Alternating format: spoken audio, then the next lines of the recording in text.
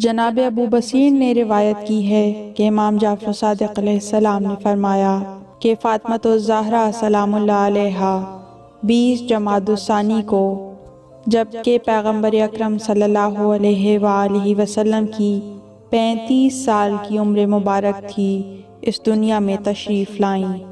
10 साल तक अपने पिदरे गिरामी के साथ मदीने में ज़िंदगी गुजारी और बाबा की रहलत के बाद 75 दिन जिंदा रहीं और 3 जमादुस्सानी 11 हिजरी को वफ़ात पा गईं। अपनी ज़िंदगी के आगाज़ से ही इस्लाम के लिए क़ुरबानी, दूसरों के लिए ईसार